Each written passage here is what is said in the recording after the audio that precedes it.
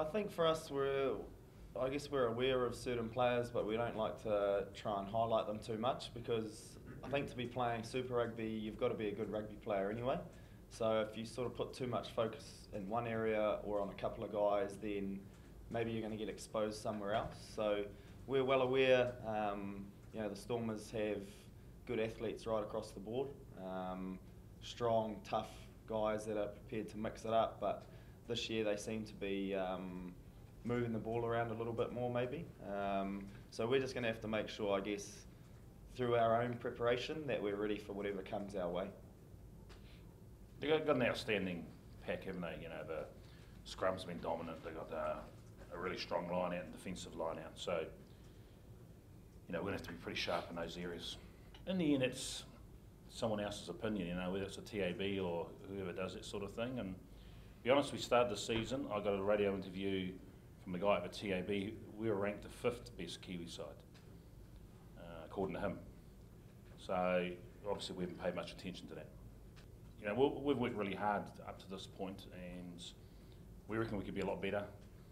We haven't been as clinical as we might have been, and that's exciting from my point of view because it means that we've still got a wee way to go. We've showed a lot of character to win a lot of tight games, especially against those other New Zealand sides, and even the last couple of games, maybe not at our best.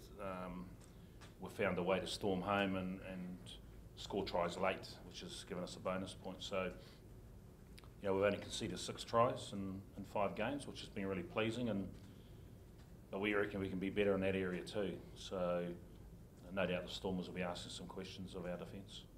Definitely, yeah. Teams get good offloading. I think we offload the most in the competition.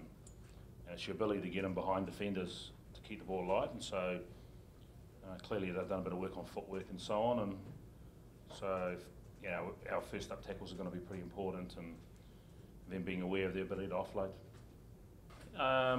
We probably haven't put a label on it, to be honest, but what we know is to come over here, there's a hell of a lot of travel.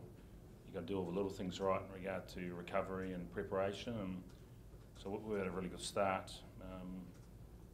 They're certainly the form team in their pool, and so we certainly respect that. And I had a beer with Nollis and Pine after the Brisbane Tens. We played them in a game over there, and so we caught up and had a beer on Friday night, and we're not sharing trade secrets, but we talked a lot about pre-season and how we do things, how they do things. We talked about schedule and how our weeks run, and it's just a chance to learn from each other. So, are good men, and fortunately we won on the weekend. But I've been in contact with those guys again since then. So, it's pretty common. I know when Alistair was coaching here, I'd normally catch up and have a beer with him as well. No doubt we probably will before the weekend.